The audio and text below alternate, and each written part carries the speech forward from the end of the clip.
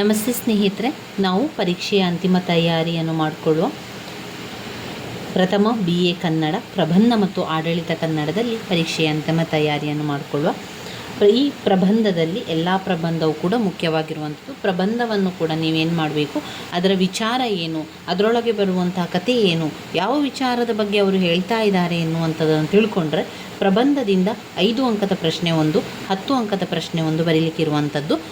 ಅವರು 5 ಅಂಕದ ಪ್ರಶ್ನೆಗೆ 2 ಪ್ರಶ್ನೆಯನ್ನು ಕೊಡ್ತಾರೆ. ನಾವು 1ಕ್ಕೆ ಉತ್ತರವನ್ನು ಬರೀಬೇಕಾಗಿರುವಂಥದ್ದು. 10 ಅಂಕದ ಪ್ರಶ್ನೆ ಕೂಡ ಹಾಗೆ 2 ಪ್ರಶ್ನೆಯನ್ನು ಕೊಡ್ತಾರೆ. ನಾವು 1 ಪ್ರಶ್ನೆಗೆ ಉತ್ತರವನ್ನು ಬರೀಬೇಕಾಗಿರುವಂಥದ್ದು. ಇದರಲ್ಲಿ ನಾವು ಮೈಸೂರು ರೂಮಾಲು, ದಿವಾನಖಾನೆ ಅಂದ ಚಂದ, ನಿದ್ರಾಭ್ಯಾಸ, ನಮ್ಮ ಮನೆಯ ದೀಪ, ನನ್ನ ಟೋಪಿ, ರುಚಿ ಇವೆಲ್ಲದರ ಸಾರಾಂಶವನ್ನು ಸಂಪೂರ್ಣ ವಿವರಣೆಯೊಂದಿಗೆ ಸರಿಯಾದ ವಿಶ್ಲೇಷಣೆಯೊಂದಿಗೆ ನಾನು ಈಗಾಗಲೇ ನಿಮಗೆ ವಿಡಿಯೋವನ್ನು ಮಾಡಿದ್ದೇನೆ. ಹಳೆಯ ವಿಡಿಯೋದಲ್ಲಿ ನೀವು ನೋಡಿಕೊಂಡ್ರೆ ಅದೆಲ್ಲವೂ ಕೂಡ ನಿಮಗೆ ಸಿಗ್ತದೆ. ಅದು ಪ್ಲೇಲಿಸ್ಟಲ್ಲಿದೆ.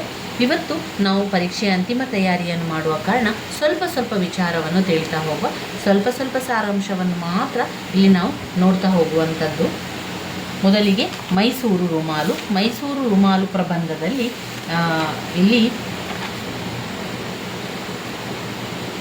ಮೈಸೂರು ರೂಮಾಲಿನಲ್ಲಿ ಲೇಖಕರು ಪ್ರೊಫೆಸರ್ ವಿ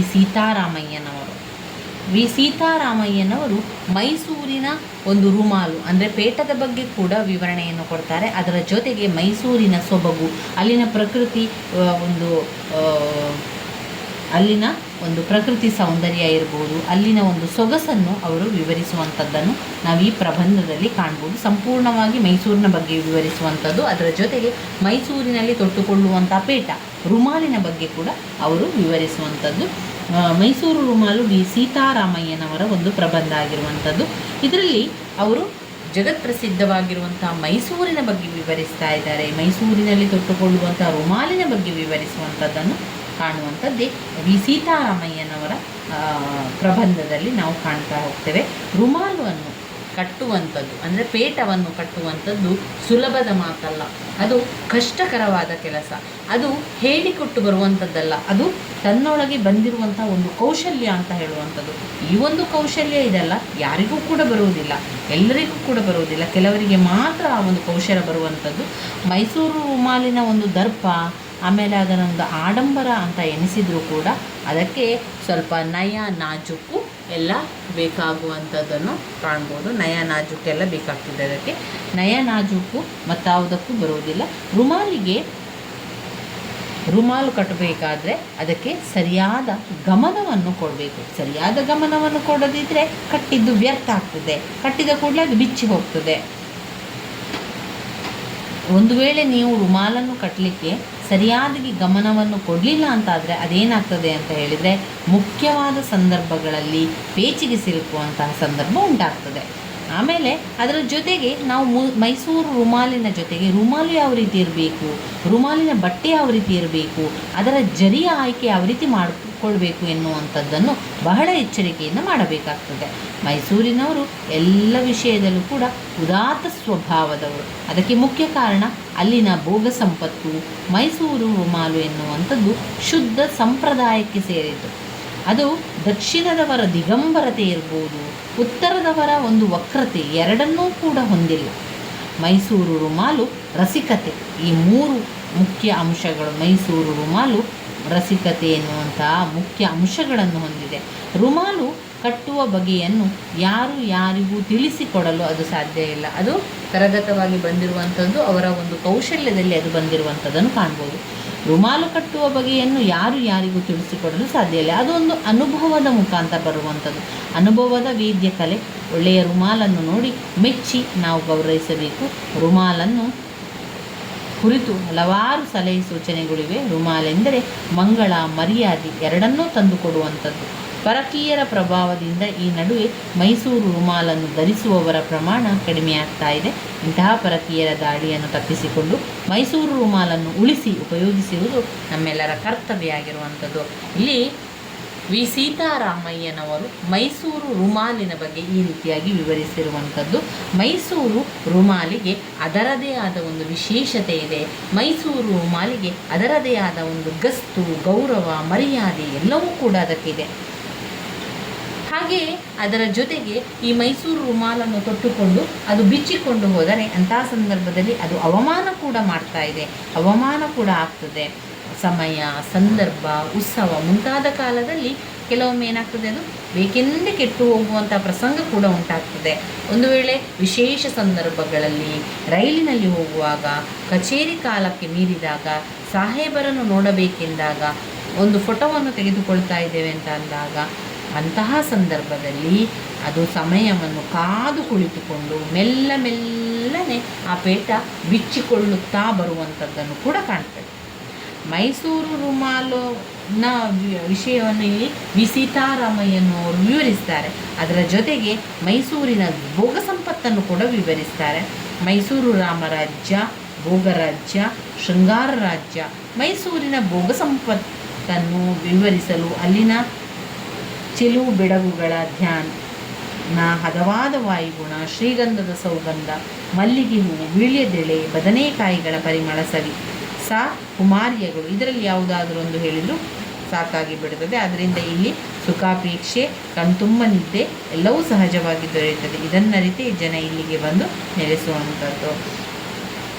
ಮೈಸೂರು ರುಮಾಲನ್ನು ಕಟ್ಟುವಾಗ ಪಾಲಿಸಬೇಕಾದ ಸಲಹೆ ಸೂಚನೆಗಳೆಂದರೆ, ಬಟ್ಲರುಗಳಂತೆ ರುಮಾಲು ಸುತ್ತಬೇಡಿ, ರುಮಾಲಿಗೆ ಅಂಡಾಕಾರ ಬಾರದಂತೆ ನೋಡಿಕೊಳ್ಳಿ, ಹಾಗೆಯೇ ರುಮಾಲಿನೊಳಗೆ ಸೇರಿರುವ ಕೂದಲು ಗಂಟು ಹೆಚ್ಚಾಗದೇ ಇರಲಿ, ಹಾಗೆಂದು ಬೋಳು ತಲೆ ಅಥವಾ ಕೂದಲು ಹೊರಗೆ ಕಾಣದಂತೆ ವ್ಯವಸ್ಥೆ ಮಾಡಿಕೊಳ್ಳಿ. ರುಮಾಲಿನ ಜರಿ ಹೆಚ್ಚು ಆಗಬಾರದು, ಕಮ್ಮಿಯೂ ಆಗಬಾರದು.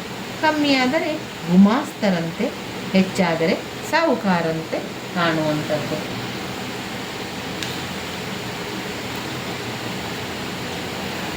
ಮೈಸೂರು ರುಮಾಲು ಕಟ್ಟಿದವರಿಗೆ ಎಲ್ಲ ಕಡೆಯಲ್ಲಿ ಕೂಡ ಗೌರವವನ್ನು ಕೊಡ್ತಾ ಹೋಗ್ತಾರೆ. ಅದಕ್ಕೆ ಹಾಕಿದ ಕೂಡ ಅದೊಂದು ಮರ್ಯಾದೆ.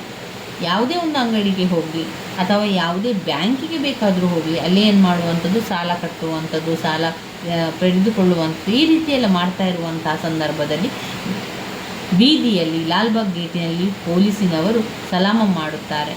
ಸಭೆಗಳಲ್ಲಿ ಕ್ಷೇಮ ಸಮಾಚಾರ ವಿಚಾರಿಸಿ ಕೈಮುಗಿದು ಸ್ವಾಗತಿಸುತ್ತಾರೆ. ಲಂಚ ರಿಶ್ವತ್ತುಗಳಿಲ್ಲದೆ ಕೆಲಸವಾಗ್ತಾ ಹೋಗ್ತದೆ. ತಾಲೂಕು ಅಮಲ್ದಾರರು ಪಕ್ಕದಲ್ಲಿ ಕೂರಿಸಿಕೊಂಡು ಮಾತನಾಡುತ್ತಿರುತ್ತಾರೆ.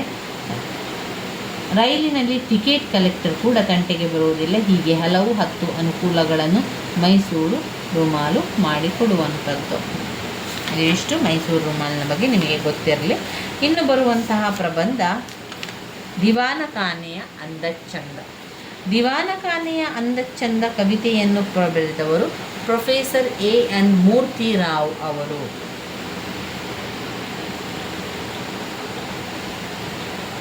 ಎ.ಎನ್. ಮೂರ್ತಿರಾವ್ ಅವರು ದಿವಾನಖಾನೆಯ ಅಂದಚಂದದ ಬಗ್ಗೆ ಹೇಳ್ತಾ ಇದ್ದಾರೆ. ಈ ಒಂದು ದಿವಾನಖಾನೆ ಎನ್ನುವಂಥದ್ದು ಚಾವಡಿಯ ಬಗ್ಗೆ ವಿವರಿಸುವಂಥದ್ದು. ಇಲ್ಲಿ ನಮ್ಮ ಲೇಖಕರು ಮತ್ತು ಪತ್ನಿ ಲಲಿತಾದೇವಿಯವರು ಒಂದು ಹೊಸ ಮನೆಯನ್ನು ಕಟ್ಟಿಸಿಕೊಳ್ಳುತ್ತಾರೆ. ಆ ಹೊಸ ಮನೆಯಲ್ಲಿ ಎಲ್ಲ ಹಳೆಯ ಕುರ್ಚಿ ಮೇಜುಗಳನ್ನು ಇಟ್ಟಿರ್ತಾರೆ. ಒಂದು ದಿವಸ ಇಲ್ಲಿ ಲಲಿತಾದೇವಿಯು ತನ್ನ ಪತಿಯೊಟ್ಟಿಗೆ ಲೇಖಕರ ಜೊತೆಗೆ ತಮ್ಮ ಗೆಳೆಯರ ಮನೆಗೆ ಹೋದಂತಹ ಸಂದರ್ಭದಲ್ಲಿ ಅಲ್ಲಿ ಆ ಒಂದು ಮನೆಯಲ್ಲಿ ದಿವಾನಖಾನೆಯಲ್ಲಿ ಮಾಡಿರುವಂತಹ ಸೌಂದರ್ಯವನ್ನು ನೋಡಿ ತನಗೂ ಕೂಡ ಅದೇ ರೀತಿಯ ಮನೆ ಆಗಬೇಕು, ಅದೇ ರೀತಿಯ ಒಂದು ದಿವಾನಖಾನೆ ಆಗಬೇಕು ಅಂತ ಹೇಳಿ ಲಲಿತಾದೇವಿ ಹಠ ಮಾಡಿ ಎಲ್ಲ ರೀತಿಯ ಒಂದು ಸೌಂದರ್ಯ ಉಪಕರಣಗಳನ್ನು ತರುವಂಥದ್ದು, ಹಳೆಯ ಮೇಜು ಕುರ್ಚಿಗಳನ್ನು ಒಳಗೆ ಇಟ್ಟು ಅಲ್ಲಿಗೆ ಹೊಸ ಸೋಫಾ ಸೆಟ್ಟುಗಳನ್ನು ತರುವಂಥದ್ದು, ಕಿಟಕಿಗೆ ಹೊಸ ಹೊಸ ಪರದೆಗಳನ್ನು ಹಾಕುವಂತಹದನ್ನೆಲ್ಲ ಮಾಡುವಂಥದ್ದು ಲಲಿತಾದೇವಿಯನ್ನು ಕಾಣ್ಬೋದು. ಒಂದು ಮನೆ ದಿವಾನಖಾನೆ ಎನ್ನುವಂಥದ್ದು ಆ ಮನೆಯ ಸೌಂದರ್ಯಾಲಂಕಾರಕ್ಕೆ ಪ್ರತೀಕ. ಲೇಖಕರು ಮತ್ತು ಪತ್ನಿ ಲಲಿತಾದೇವಿಯ ನಡುವೆ ನಡೆಯುವ ಬಾಹ್ಯಾಂತರಿಕವಾದ ಚಟುವಟಿಕೆಗಳನ್ನು ಗಂಭೀರವಾದ ಒಂದು ರೀತಿಯಲ್ಲಿ ತಿಳಿಹಾಸ್ಯದಲ್ಲಿ ನಾವು ಇಲ್ಲಿ ತಿಳ್ಕೊಳ್ಳುವಂಥದ್ದನ್ನು ಕಾಣ್ಬೋದು.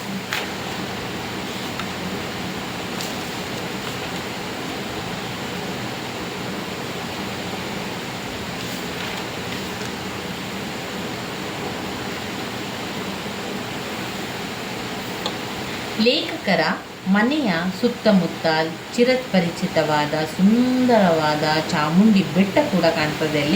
ಅಲ್ಲಿ ಕರಿಘಟ್ಟ ಶ್ರೇಣಿ, ಯದುಗಿರಿ, ಹಿರೋಡೆಯ ಬೆಟ್ಟಗಳು, ತೆಂಗಿನ ತೋಟಗಳು, ಗಿಡಮರಗಳು, ಹಸುರಿನಿಂದ ಕೂಡಿದ ಹೊಲ, ಗದ್ದೆ, ಕಣಿವೆಗಳು ಇತ್ಯಾದಿ ಪ್ರಕೃತಿ ನಾಶಗಳೆಲ್ಲ ದೂರದಿಂದಲೇ ಮನಮೋಹಕವಾಗಿ ಗೋಚರ ಆಗ್ತಾ ಇತ್ತು. ಇನ್ನು 3 ಸುಂದರ ಕುರ್ಚಿಗಳು, ಒಂದು ಮೇಜು ಹಳೆಯ ವಸ್ತುಗಳಾಗಿದ್ದು ಕುರ್ಚಿಗಳಿಗೆ ಸಣ್ಣ ಮೆತ್ತೆಗಳು, ಮೇಜಿಗೆ ಖಾದಿ ವಸ್ತ್ರ ಹಾಕಿದರೆ ಹಣದ ಉಳಿತಾಯವಾಗುತ್ತದೆ, ದೇಶ ಸೇವೆಯು ಆಯಿತೆಂಬ ಭಾವನೆ ವ್ಯಕ್ತವಾಗಿದೆ. ಮಿಲಿಟರಿಯ ರಾಯರ ಮನೆಯ ದಿವಾನಖಾನೆ ಮತ್ತು ಸಿಂಧು ಪತ್ರಿಕೆಯಲ್ಲಿ ಗೃಹ ಶೃಂಗಾರ ಭಾಗದಲ್ಲಿ ಪ್ರಕಟವಾದ ಲೇಖನ. ಲಲಿತಾದೇವಿ ಲೇಖಕರನ್ನು ತಮ್ಮ ಮನೆಯಲ್ಲೂ ಅದೇ ರೀತಿಯ ದಿವಾನಖಾನೆಯನ್ನು ಸಜ್ಜುಗೊಳಿಸಬೇಕೆನ್ನುತ್ತಾರೆ. ಈ ಒಂದು ಹೊಸ ಹೊಸ ಮಾದರಿಯ ಸೋಫಾಗಳನ್ನು ಖರೀದಿಸುವಂಥದ್ದು, ಕುರ್ಚಿ, ಟೀಪಾಯಿ, ಕಂಚಿನಲ್ಲಿ ಕುಸರಿ ಕೆಲಸ ಮಾಡಿಸಿದ್ದು, ಆಮೇಲೆ ಪುಷ್ಪಪಾತ್ರೆ, ಸಮುದ್ರದ ಹಸಿರು ಬಣ್ಣದ ಕಾಲ್ಕೇರಿಯಂ, ಬೀಟೆಯ ಮರದ ವಸ್ತುಗಳು, ಕಿಟಕಿ, ಬಾಗಿಲು, ಪರದೆಗಳು ಲಲಿತಾದೇವಿಯಿಂದ ಅಲಂಕೃತಗೊಂಡವು. ಸರಳ ಸದಭಿರುಚಿಯ ಬದುಕನ್ನು ಲೇಖಕರು ಬಯಸಿದ್ದರು. ತನ್ನ ದೈನಂದಿನ ಚಟುವಟಿಕೆಯಲ್ಲಿ ಬದುಕಿನಲ್ಲಿ ಒಡನಾಡಿಗಳಾಗಿ ಪುಸ್ತಕ, ಪೆನ್ನು, ಆತ್ಮೀಯ ಸ್ನೇಹಿತರು ನಿತ್ಯ ಕೈಗೆ ಸಿಗುವಂತೆ ಬಯಸ್ತಾ ಇದ್ದರು.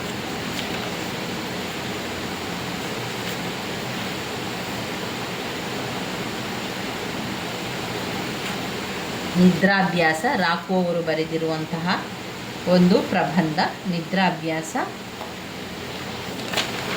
ನಿದ್ರಾಭ್ಯಾಸ ಕವಿತೆಯನ್ನು ಬರೆದವರು ರಾಕು. ಆರ್ ವಿ ಕುಲಕರ್ಣಿಯವರು ನಿದ್ರಾಭ್ಯಾಸ ಕವಿತೆಯನ್ನು ಬರೆದಿದ್ದಾರೆ. ಇಲ್ಲಿ ಕುಲಕರ್ಣಿಯವರು ಹಗಲಿನಲ್ಲಿ ನಿದ್ರೆ ಮಾಡುವ ಜನರ ಬಗ್ಗೆ ವಿವರವನ್ನು ನೀಡುತ್ತಾ ತಮ್ಮ ಪ್ರಬಂಧವನ್ನು ಆರಂಭಿಸುತ್ತಾರೆ. ಹಗಲು ನಿದ್ರೆ ಮಾಡುವವರಿಗೆ ರಾತ್ರಿ ನಿದ್ದೆ ಬರುವುದಿಲ್ಲವೋ ಅಥವಾ ನಿದ್ದೆಗೆ ರಾತ್ರಿ ಸಾಲುವುದಿಲ್ಲವೋ ಎಂಬ ಸಂಶಯ ವ್ಯಕ್ತಪಡಿಸುತ್ತದೆ. ಹಾಗಾಗಿ ನಿದ್ರೆಯನ್ನು ಬುತ್ತಿ ಕೊಂಡೊಯ್ಯುವಂತೆ ಕೊಂಡೊಯ್ದು ಸ್ವಲ್ಪ ಸ್ವಲ್ಪ ಮಾತ್ರ ತೀರಿಸುವಂಥದ್ದು ಇದು ಈ ರೀತಿಯಾಗಿ ಹವ್ಯಾಸ ಎನ್ನುತ್ತಾರೆ. ಪ್ರವಾಸ ಹೊರಟಾಗ, ಭಾಷಣ ಕೇಳುವಾಗ, ತಾವು ಕೆಲಸ ನಿರ್ವಹಿಸುವಂಥ ಕಚೇರಿಯಲ್ಲಿ, ಹೀಗೆ ನಾನಾ ಸ್ಥಳಗಳಲ್ಲಿ ಅದನ್ನು ಬಿಕರಿ ಮಾಡ್ತಾರೆ. ಇವರಿಗೆ ನಿದ್ರೆ ಒಂದು ಯಂತ್ರ, ಯಾವಾಗ ಬೇಕಾದರೂ ಅದನ್ನು ಆರಂಭಿಸಿಕೊಳ್ಳಬಹುದು. ಅವರಿಗೆ ಈ ಯಂತ್ರವನ್ನು ನಿಲ್ಲಿಸುವ ವಿದ್ಯೆ ಮಾತ್ರ ಗೊತ್ತಿರುವುದಿಲ್ಲವೆನ್ನುತ್ತಾರೆ ಲೇಖಕರು. ಲೇಖಕರಲ್ಲಿ ಹೇಳ್ತಾ ಇದ್ದಾರೆ, ನಾನು ಕೂಡ ರಾತ್ರಿ ಕಾಲದಲ್ಲಿ ಚೆನ್ನಾಗಿ ನಿದ್ದೆ ಮಾಡ್ತೇನೆ. ಆಗ ನನಗೆ ಹಗಲು ನಿದ್ದೆಯನ್ನು ವಶಪಡಿಸಿಕೊಳ್ಳಲು ನನಗೆ ಸಾಧ್ಯವಿಲ್ಲದ ಮಾತಾಗಿದೆ. ಹಗಲು ನಿದ್ರೆ ಮಾಡುವವರನ್ನು ನೋಡಿದರೆ ನನಗೆ ಅತೃಪ್ತಿ ಇದೆ. ಪ್ರಕೃತಿ ನನಗೆ ಏಕೆ ಈ ಸುಖ ನೀಡಲಿಲ್ಲ ಎಂಬುದು ಲೇಖಕರ ಮನೋವ್ಯತೆ. ಹಗಲಿನಲ್ಲಿ ನಿದ್ರೆ ಮಾಡಲು ಕಾರಣವಾಗುವ ಎಲ್ಲ ಅಂಶಗಳನ್ನು ತಮ್ಮ ಆಲೋಚನೆಯಲ್ಲಿ ಚಿಂತಿಸಿ ಅವುಗಳಲ್ಲಿ ಕೆಲವನ್ನು ಪ್ರಯೋಗಿಸಿ ಸೋತಿರುವುದನ್ನು ಕೂಡ ಒಪ್ಪಿಕೊಂಡಿರುವಂಥದ್ದನ್ನು ಕಾಣಬಹುದು. ಇಲ್ಲಿ ಒಟ್ಟಿನಲ್ಲಿ ಲೇಖಕರು ಅಂತ ಹೇಳುವಂಥದ್ದು ಹಗಲಿನಲ್ಲಿ ನಿದ್ದೆಯನ್ನು ಮಾಡಬಾರ್ದು. ಹಗಲಿನಲ್ಲಿ ನಿದ್ದೆಯನ್ನು ಮಾಡಿದರೆ ಏನದು ಕಾರಣ ಆಗಿರುತ್ತದೆ? ಅದಕ್ಕೆ ಒಂದು ಪ್ರಶ್ನೆ, ನಿದ್ರೆಯನ್ನು ಕುರಿತು ಚಿಂತನೆಯನ್ನು ಒಳಗೊಂಡಂಥ ಆಯಾಮಗಳೇನು ಅಂತ ಕೇಳಿದ್ದಾರೆ. ಆವಾಗ ನಾವು ಈ ಪಾಯಿಂಟ್ಸ್ಗಳನ್ನು ತಗೊಂಡು ವಿವರಿಸಿ, ವಿಜ್ಞಾನ, ಮನಃಶಾಸ್ತ್ರ, ಸಿನಿಮಾ, ಪ್ರಾಣಿ ಪ್ರಪಂಚ, ಹಠಯೋಗ, ಇದೆಲ್ಲ ಕೂಡ ನಮಗೆ ಅದರಲ್ಲಿ ಬರ್ತದೆ. ನಿದ್ರೆಯ ಕುರಿತು ಒಳಗೊಂಡಿರುವ ಆಯಾಮಗಳು ವಿಜ್ಞಾನ, ಮನಃಶಾಸ್ತ್ರ, ಸಿನಿಮಾ, ಪ್ರಾಣಿ ಪ್ರಪಂಚ, ಹಠಯೋಗ ಎನ್ನುವಂಥ 5 ಪಾಯಿಂಟ್ಸ್. ವಿಸ್ಮಯ ಜಗತ್ತಿನ ಚರ್ಚಿಸುವ ನಿದ್ರೆಯ ಕುರಿತು ಚಿಂತನೆ ಒಳಗೊಂಡಿರುವಂತಹ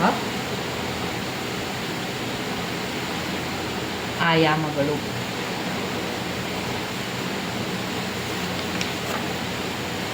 ಒಟ್ಟಿನಲ್ಲಿ ಇಲ್ಲಿ ನಿದ್ರಾಭ್ಯಾಸದ ಬಗ್ಗೆ ಲೇಖಕರು ಹೇಳುವಂಥದ್ದು, ಹಗಲಿನಲ್ಲಿ ನಿದ್ದೆ ಮಾಡುವವರಿಗೆ ಅವರಿಗೆ ಇಷ್ಟ ಇಲ್ಲ ಅಂತ. ಹಗಲಿನಲ್ಲಿ ನಿದ್ದೆ ಕೆಲವರಿಗೆ ಎಷ್ಟು ಬೇಗ ನಿದ್ದೆ ಬರ್ತದೆ ಅಂದರೆ ಒಂದು ಕ್ಷಣದಲ್ಲಿ ನಿದ್ದೆ ಬರ್ತದೆ. ಅಂದರೆ ಲೇಖಕರು ಆ ರೀತಿಯಲ್ಲ, ಅವರಿಗೆ ಹಗಲಿನಲ್ಲಿ ನಿದ್ರೆ ಬರೋದಿಲ್ಲ, ರಾತ್ರಿ ವೇಳೆಯಲ್ಲಿ ತುಂಬ ಚೆನ್ನಾಗಿ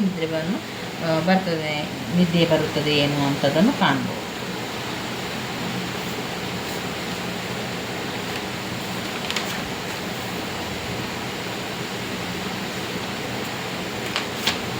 ವಿರಾಟ ಪರ್ವದ ಸ್ವಾರಸ್ಯವನ್ನು ಓದ್ಕೊಳ್ಳಿಲ್ಲ. ನಮ್ಮ ಮನೆಯ ದೀಪವನ್ನು ನೋಡಿಕೊಳ್ಳುವ ಸ್ನೇಹಿತರೆ, ನಮ್ಮ ಮನೆಯ ದೀಪದಲ್ಲಿ ಏನೆಲ್ಲ ವಿಚಾರಗಳನ್ನು ತಿಳಿಸಿದ್ದಾರೆ ಎನ್ನುವಂಥದ್ದು ಅದನ್ನು ಮುಂದಿನ ವಿಡಿಯೋದಲ್ಲಿ ತಿಳ್ಕೊಳ್ಳುವ. ನಮ್ಮ ಮನೆಯ ದೀಪ, ನನ್ನ ಟೋಪಿ, ರುಚಿ, ಈ 3 ಪ್ರಬಂಧವನ್ನು ಮುಂದಿನ ವಿಡಿಯೋದಲ್ಲಿ ತಿಳ್ಕೊಳ್ಳುವ. ನನ್ನ ವಿಡಿಯೋಸ್ ಎಲ್ಲ ನಿಮಗೆ ಇಷ್ಟ ಆಗಿದ್ದರೆ ಲೈಕ್ ಕೊಡಿ, ಶೇರ್ ಮಾಡಿ, ಸಬ್ಸ್ಕ್ರೈಬ್ ಮಾಡಲಿಕ್ಕೆ ಮರಿಬೇಡಿ. ಧನ್ಯವಾದಗಳು.